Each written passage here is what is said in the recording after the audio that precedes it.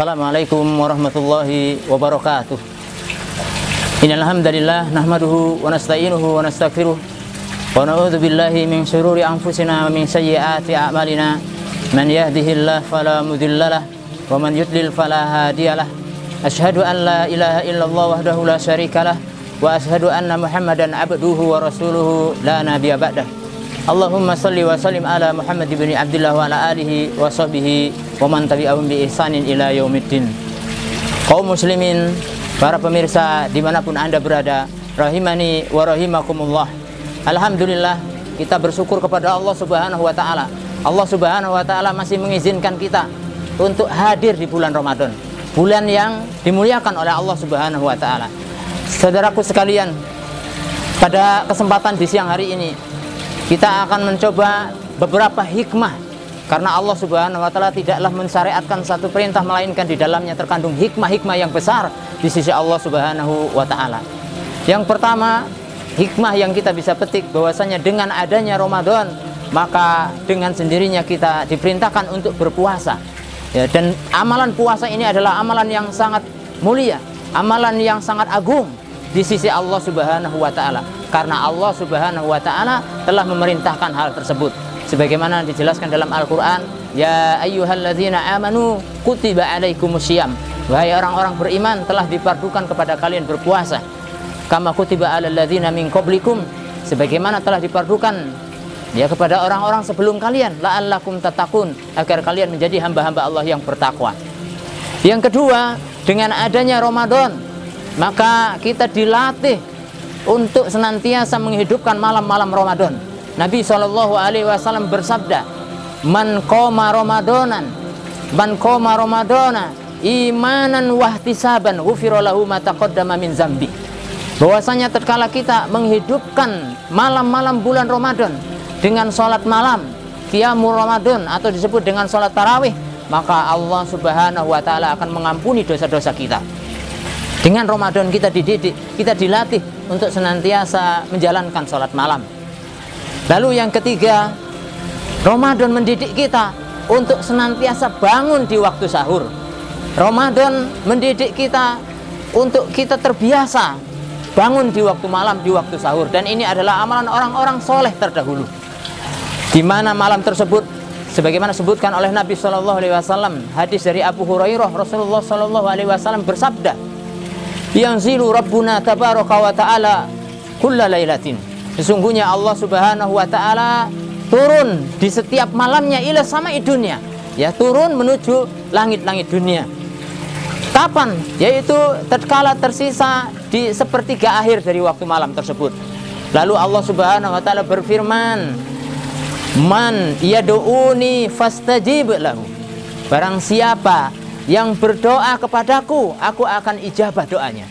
Saudaraku sekalian, kita ini banyak kebutuhan, banyak permintaan, minta kepada Allah subhanahu wa ta'ala. Kapan waktu yang paling mustajab? Waktu yang paling mustajab adalah, salah satunya adalah di waktu sepertiga malam yang terakhir.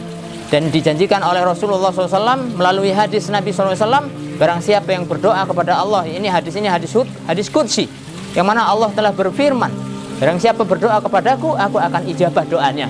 Lalu yang kedua, kata Allah subhanahu wa ta'ala, Man yas'aluni fa'atihi. Barang siapa yang meminta kepadaku, minta apa saja, baik itu perkara dunia maupun perkara akhirat, minta kepada Allah subhanahu wa ta'ala, Allah berjanji akan memberinya, karena Allah subhanahu wa ta'ala tidak akan menyelisihi janjinya. Yang ketiga, Man yastaghfiruni fa'aghfir lahu. Barang siapa yang mohon ampun kepadaku, maka aku akan ampuni dosa-dosanya. Muttafaqun alaih. Ini adalah diantara yang dididik oleh Ramadan, yakni kita bangun di waktu sahur. Untuk apa? Untuk berdoa kepada Allah subhanahu wa ta'ala. Untuk apa lagi? Untuk meminta kepada Allah setiap hajat yang kita butuhkan. Imma itu hajat urusan dunia, wa imma hajat urusan akhirat. Sebenarnya urusan dunia itu adalah urusan yang sangat kecil. Ada urusan yang besar, yakni urusan akhirat. Urusan akhirat, urusan yang besar. Kalau kita selamat di akhirat, maka saudaraku sekalian, kita mendapatkan keberuntungan yang besar. Tapi kalau kita di akhirat celaka, maka kita mendapatkan kerugian yang besar. Beda dengan dunia. Kalau kita celaka di dunia, bukan berarti kita rugi yang sangat besar. Kalau kita untung di dunia, bukan juga berarti untung yang sangat besar. karena dunia ini hanya sebentar, dunia ini hanya mampir dalam waktu yang sebentar. Yang keempat, yang kita bisa tarik hikmah daripada Ramadan, bahwasanya di bulan Ramadan ini Allah Subhanahu wa taala berfirman dalam Al-Qur'an, "Syahrul Ramadan allazi unzila fihil Qur'an."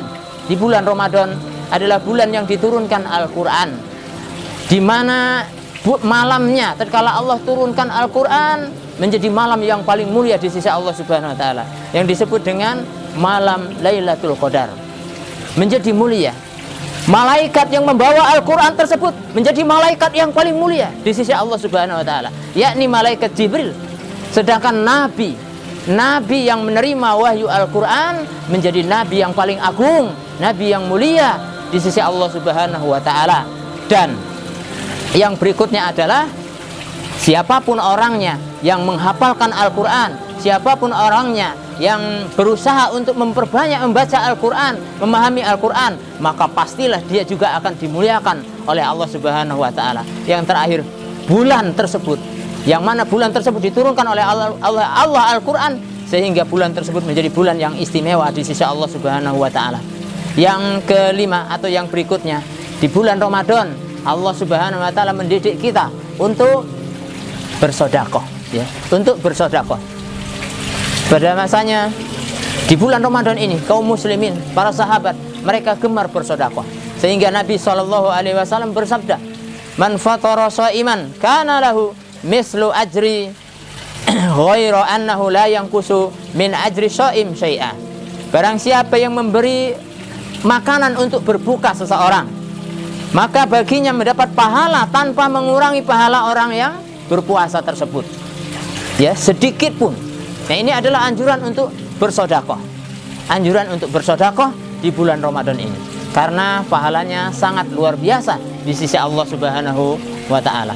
Oleh sebab itu, saudaraku sekalian kaum muslimin rahimani wa rahimakumullah, sedekah adalah salah satu amalan yang dianjurkan oleh Allah Subhanahu wa taala. Bahkan sedekah yang paling utama adalah memberi makan kepada orang-orang yang miskin. Dan Allah banyak sekali mengancam orang yang tidak menganjurkan memberi makan orang miskin, ya, dengan ancaman yang berat. Allah mengatakan, "Ara'aital ladzi yukadzibu biddin."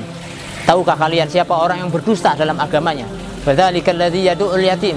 Mereka yang pertama adalah orang yang menghardik anak yatim. Wala yahuddu ala ta'amil miskin, dan tidak menganjurkan memberi makan orang miskin. Bersedekah adalah salah satu amal soleh yang Allah Subhanahu wa taala perintahkan dan Nabi SAW anjurkan.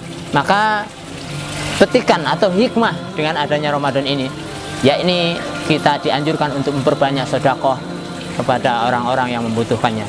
Semoga Allah Subhanahu wa taala memudahkan kita untuk melakukan amal-amal soleh tersebut, sehingga kita tergolong orang-orang yang benar, yang mengambil manfaat dengan adanya bulan Ramadan. Wallahu a'lam bishawab. Subhanakallahumma wa bihamdika asyhadu an la ilaha illa anta astaghfiruka wa atubu ilaik.